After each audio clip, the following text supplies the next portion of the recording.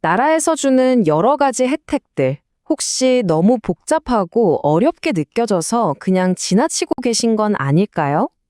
몰라서 못 받는 돈이 단 하나도 없도록 오늘은 실제 사례들을 통해서 우리가 놓치고 있는 소중한 권리들을 하나하나 아주 쉽고 정확하게 짚어보겠습니다. 네, 맞습니다. 바로 이 질문에서 오늘 이야기를 한번 시작해 보려고 해요.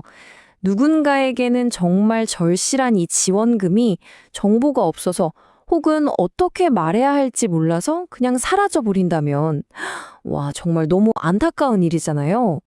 자, 오늘 제가 드리고 싶은 가장 중요한 이야기는 바로 이거예요.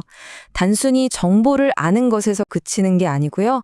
직접 전화 한 통 해보고 궁금한 걸 물어보고 내 권리를 찾아 나서는 행동으로 이어져야 진짜 내 것이 된다는 거죠. 오늘 이 시간을 통해서 그 첫걸음을 떼실 수 있도록 제가 확실하게 도와드리겠습니다. 그럼 첫 번째 이야기의 주인공을 만나볼까요? 올해 72이신 박만수 어르신의 사연입니다. 어르신에게는요, 매년 이맘때쯤이면 어김없이 찾아오는 아주 두려운 순간이 있다고 해요. 그게 뭐냐면 바로 주민센터에서 걸려오는 수급자 확인 조사 전화입니다. 왜냐고요? 이 전화 한 통 내가 무심코 던진 말 한마디에 매달 받고 계신 그 소중한 생계급여가 깎이거나 심하면 자격이 중지될 수도 있기 때문이에요. 뭘 잘못한 것도 없는데 괜히 가슴이 철렁 내려앉고 입이 바짝바짝 마르는 그 심정 아마 충분히 이해가 가실 겁니다. 주민센터 조사관이 이렇게 물어볼 때가 있거든요. 자녀분들이 용돈 좀 보내주시나요?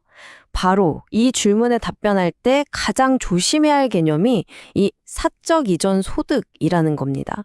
이게 뭐냐면 쉽게 말해서 그냥 자녀에게 받는 용돈이에요. 이걸 어떻게 설명하느냐에 따라서 결과가 정말 하늘과 땅 차이가 될 수 있습니다. 자, 이 화면 정말 중요합니다. 만약에 아들이 매달 30만 원씩 꼬박꼬박 보내줘요. 이렇게 순수하게 대답하면요. 그 30만 원은 어르신의 소득으로 잡혀서 생계비에서 그만큼 깎이게 됩니다. 하지만 이번에 제가 몸이 좀 안 좋아서 병원비 하라고 아들이 한 번 보태준 거예요.처럼 비정기적이고 특정한 목적이 있는 돈이라고 명확하게 설명하면 소득에서 제외될 수가 있어요. 이건 그냥 요령이 아니라 법으로 보장된 어르신의 당연한 권리라는 점 꼭 기억하세요. 자, 그럼 어떻게 현명하게 대처해야 할까요? 이 네 가지는 꼭 기억해 두세요. 특히 어르신들 소일거리 하실 때 65세 이상은 소득에서 기본으로 40만 원을 먼저 빼주고 남은 돈의 30%를 또 빼주는 노인 근로소득 공제라는 아주 큰 혜택이 있거든요. 그러니까 숨기지 말고 나 이런 공제 있던데 맞나요? 하고 당당하게 먼저 물어보는 게 훨씬 유리하다는 거죠. 자녀처도 마찬가지예요. 매일 쓰는 게 아니라 정말 가끔 몸이 불편할 때만 도움받는 수준이라는 점을 분명히 하셔야 합니다. 이번에는요, 한 걸음 떼는 것조차 너무 고통스러웠다는 73살 박순자 어르신의 이야기입니다. 무릎 연골이 다 닳아서 걸을 때마다 뼈끼리 부대치는 그 엄청난 고통 속에서도 수백만 원 하는 수술비가 너무 걱정돼서 그저 진통제로 하루하루를 버티고 계셨다고 해요. 하지만 바로 이런 분들을 위해서 나라에서 수술비를 지원해주고 있습니다. 한쪽 무릎에 최대 120만 원, 양쪽을 다 하시면 최대 240만 원까지 지원받을 수 있어요. 여기에는 검사비나 진료비까지 포함되니까 정말 큰 힘이 되겠죠. 그런데 여기서 정말 중요한 그야말로 절대 규칙이 있습니다. 바로 선신청 후 수술 원칙이에요. 이 슬라이드에 나와 있는 순서 정말 별표 5개짜리입니다. 절대 잊으시면 안 돼요. 덜컥 수술부터 받고 내서 저 수술했어요, 지원해주세요 하면 안타깝게도 지원을 받을 수가 없습니다. 반드시 보건소에 먼저 신청하고 네, 지원 대상자 맞습니다라는 통보를 받은 후에 수술을 받으셔야 해요. 아셨죠?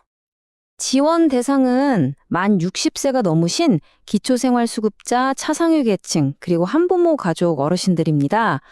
그리고 여기서 꿀팁 하나. 이왕 보건소에 가셨을 때 무릎 수술비만 물어보지 마시고요. 혹시 눈이 좀 침침하시다면 백내장 같은 노인 개안 수술비 지원도 같이 하는지 꼭 한번 물어보세요. 한 번에 두 가지 도움을 받을 수도 있으니까요. 사실 살다 보면 정말 예기치 못한 사고나 질병 때문에 삶 전체가 송두리째 흔들리는 그런 위기를 맞을 때가 있잖아요. 평생을 정말 성실하게 살아오셨는데 배우자의 긴 투병 생활 끝에 남은 건 감당할 수 없는 빚더미뿐인 상황. 정말 남의 일이 아닙니다. 많은 분들이 마치 정해진 수순처럼 이런 안타까운 길을 밟게 됩니다. 갑작스러운 사건으로 시작해서 그동안 알뜰살뜰 모아둔 돈이 병원비로 다 빠져나가고 결국 사방에서 날아오는 독촉장에 절망적인 상황으로 내몰리게 되는 거죠. 박영감님처럼요.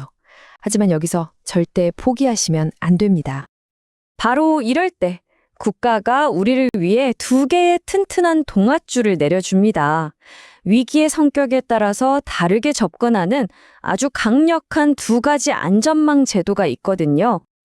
자, 보세요. 왼쪽의 긴급 복지 지원은 박영감님처럼 당장 먹을 쌀이 없고 길에 나앉을 위기에 처했을 때 먼저 지원해주고 나중에 심사하는 제도예요. 아주 급할 때 쓰는 거죠. 반면에 오른쪽 재난적 의료비 지원은 박철수 어르신처럼 갑자기 병원비 폭탄을 맞았을 때 퇴원하고 1년 안에 신청해서 내가 낸 병원비의 최대 80%까지 돌려받는 제도입니다. 소득 기준도 훨씬 넓으니까 에이, 나는 해당 안 될 거야 하고 미리 포기하지 마시고 꼭 전화해서 문의해 보셔야 합니다. 자, 이제는 조금 분위기를 바꿔서요. 좀 더 적극적으로 건강을 챙기는 이야기로 넘어가 볼게요. 아까 소개해드렸던 박순자 어르신 수술 후에 어떻게 건강을 되찾고 계실까요? 바로 이 손안의 똑똑한 건강비서 덕분이라고 합니다. 특히 혼자 사시는 어르신들은 자다가 혹시 무슨 일이라도 생기면 어쩌나 하는 불안감이 가장 크실 거예요. 만약에 간호사 같은 전문가가 매일매일 내 건강 상태를 체크해주고 지켜봐준다면, 와, 정말 얼마나 든든할까요?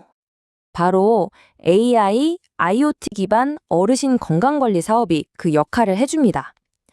65세 이상 어르신이 보건소에 신청하시면 지금 화면에 보이는 이런 스마트 기기들을 전부 무료로 빌려드려요. 그냥 손목에 차고 혈압 재고 혈당 재기만 하면 이 데이터가 알아서 척척 보건소로 전송되는 거죠. 여기서 진짜 핵심은 바로 이거예요. 그냥 기계만 띡 던져주고 끝나는 게 아닙니다. 어르신의 혈압이나 혈당 수치에 조금이라도 이상 신호가 딱 포착되면 보건소 간호사 선생님이 바로 전화를 걸어요. 어르신 오늘 혈압이 좀 높대 나오셨는데요. 혹시 어디 불편하신 데는 없으세요? 이 따뜻한 전화 한 통. 결국 핵심은 이 기계가 아니라 기계 너머에 있는 사람의 따뜻한 관심인 거죠.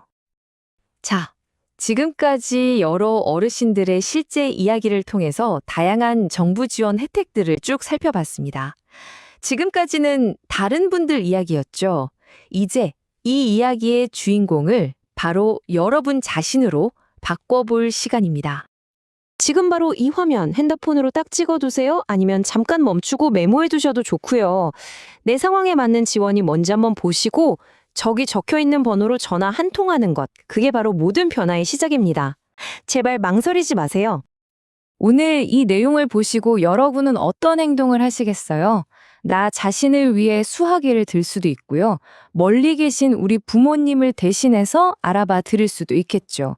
혹은 내 주변에 누가 힘들어 하던데 하면서 이웃에게 알려주거나 오늘 들으신 이 내용을 그냥 주변에 널리 공유하는 것만으로도 정말 훌륭한 실천입니다. 오늘 이야기의 시작과 끝을 관통하는 이 메시지를 다시 한번 띄워드립니다. 잠자는 자의 권리는 보호받지 못한다는 말이 있죠. 여러분의 상황을 정확하게 설명하고 받을 수 있는 정당한 혜택을 단 하나도 놓치지 마십시오. 여러분의 작은 용기, 전화 한 통하는 그 작은 행동 하나가 여러분의 내일, 그리고 우리 부모님과 이웃의 내일을 바꿀 수 있습니다. 끝까지 함께 해주셔서 진심으로 고맙습니다. 여러분의 따뜻한 격려와 소중한 의견을 댓글로 남겨주세요. 구독과 좋아요는 다음 영상을 준비하는 저에게 아주 큰 힘이 됩니다. 감사합니다.